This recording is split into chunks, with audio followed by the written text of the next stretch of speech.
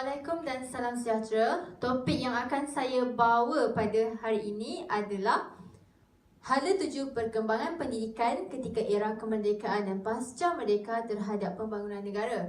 Okey, sebelum itu saya akan menceritakan secara ringkas sistem pendidikan sebelum kemerdekaan. Sistem pendidikan sebelum kemerdekaan ini menggunakan satu sistem yang tidak formal. Tidak formal sebagai contoh adalah sistem yang menggunakan sekolah pondok. Sekolah pondok ini ditubuhkan oleh masyarakat setempat dan ia banyak mengajar pelajaran-pelajaran agama sehingga melahirkan ramai tokoh-tokoh agama.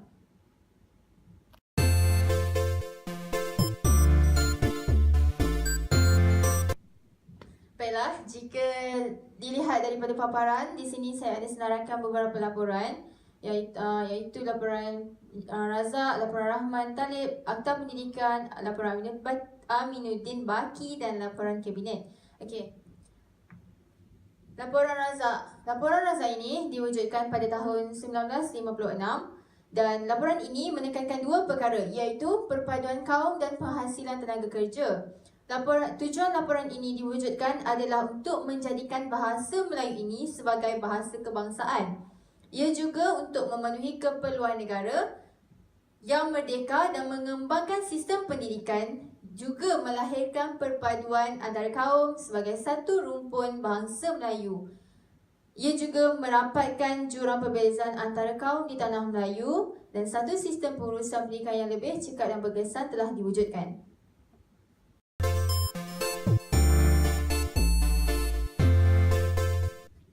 Seterusnya, saya akan meneruskan pembentangan dengan laporan Rahman Talib yang diwujudkan pada tahun 1960. Laporan ini dah termaktub dalam Akta Pelajaran 1961 dan ia mengkaji pelaksanaan dasar pendidikan kebangsaan pada Februari 1960. Pembentangan laporan ini dipengerusikan oleh Encik Abdul Rahman Talib, iaitu Menteri Pendidikan ketika itu. Dan laporan ini dikemukakan dengan dua tujuan utama, iaitu menyemak semula pelaksanaan dasar pelajaran kebangsaan dan satu lagi untuk membaiki sistem pendidikan di Persekutuan Tanah Melayu. Dalam laporan ini juga ada mengemukakan tiga syarat utama, iaitu persekolahan, jawatan kuasa dan latihan. Secara ringkasnya, persekolahan ini diwujudkan dengan satu matlamat, iaitu untuk menyatukan perpaduan kerana telah berlakunya satu jurang yang diwujudkan oleh pada zaman penjajah yang dinamakan pecahan perintah. Daripada jurang itu menyebabkan kaum-kaum di Malaysia ini diasingkan, dan dengan laporan ini juga membantu untuk merapatkan lagi jurang tersebut. Dan setiap kaum itu mewujudkan sekolah mereka yang tersendiri yang dinamakan sekolah jenis Melayu, sekolah jenis Cina, sekolah jenis Tamil dan juga wujudnya sekolah Inggeris.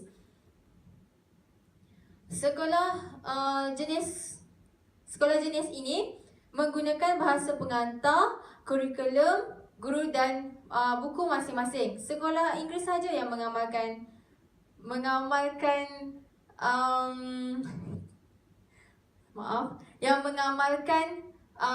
satu kaum, mengamalkan tiada perbezaan, tetapi sistem sekolah tersebut tidak dipersetujui oleh majoriti. Okey, seterusnya jawatan kuasa diwujudkan dua jawatan kuasa, iaitu Jemaah Nazir Persekutuan dan Jemaah Nazir Tempatan. Jemaah ini dia meneruskan sistem jemaah pengelola dan pengurus yang sebelum ini diguna pakai. Dan akhir sekali adalah latihan. Guru yang mengajar mata pelajaran vokasional dan bahasa Melayu perlu ditambah bagi menampung keperluan di masa akan datang.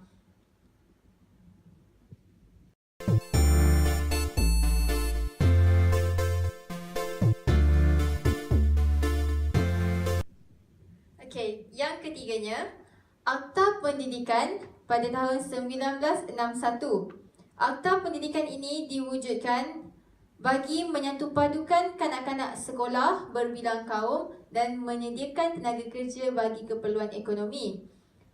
Pada dasarnya, Akta Pendidikan ini berpandukan kepada laporan razak, iaitu untuk menyatupadukan satu kaum supaya menjadi satu masyarakat yang bersatu padu dan harmoni. Dan wujudnya satu pendidikan yang bercorak kebangsaan dan yang menekankan kepada beberapa perkara, iaitu penguasaan bahasa Melayu sebagai bahasa pengantar utama, penggunaan kurikulum yang sama bagi semua sekolah dan pengambilan peperiksaan awam yang sama oleh semua murid. Perkara-perkara ini sangat ditekankan oleh sistem pendidikan kebangsaan.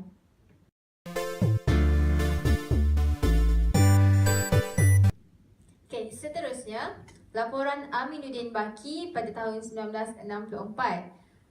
Aminuddin Baki ini adalah seorang yang ditugaskan untuk membincangkan tentang laporan Razak dan laporan Ahmad Talib. Dan selepas itu yang wujudnya laporan Aminuddin Baki ini. Laporan ini wujudnya satu sekolah pelajaran lanjutan tetapi tidak mendapat sambutan, dan kemudian sekolah pelajaran lanjutan itu ditukarkan kepada sistem pendidikan aneka jurusan.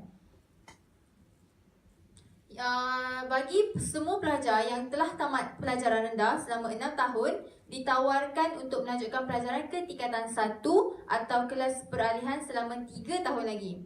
Baiklah, pendidikan aneka jurusan ini disebabkan 4 sebab, iaitu pelajaran menengah rendah selama 3 tahun ini perlu disediakan sejajar dengan dasar kerajaan yang menaikkan umur berhenti kepada 15 tahun. Yang keduanya, perlunya menyediakan pelajar menjawat jawatan yang sesuai setelah mereka tamat belajar. Ketiganya, menyediakan peluang pelbagai jenis kepada lepasan pelajar. Dan akhir sekali, mempelbagaikan jenis khusus supaya mengeluarkan pelbagai tenaga kerja manusia yang berkemahiran untuk memenuhi kehendak tenaga akan datang.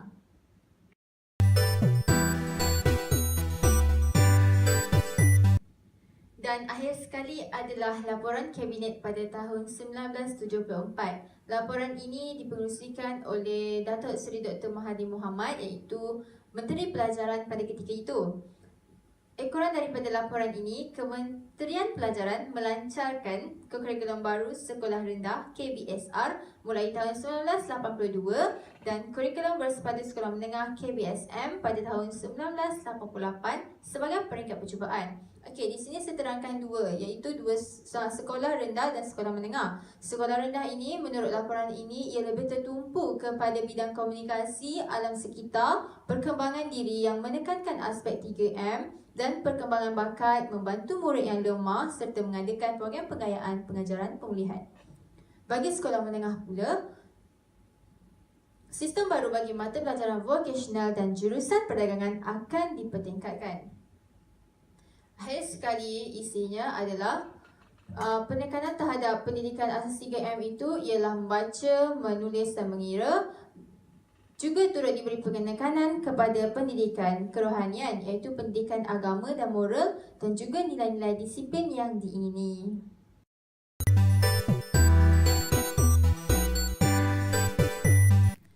Dan akhir sekali pembentangan saya adalah bagaimana sistem pendidikan itu mampu membangunkan negara. Yang pertamanya ialah darjat Melayu itu lebih meningkat dan berkembang dengan adanya sistem pendidikan. Yang keduanya, ideologi pendidikan semakin berkembang dan wujudnya falsafah pendidikan negara.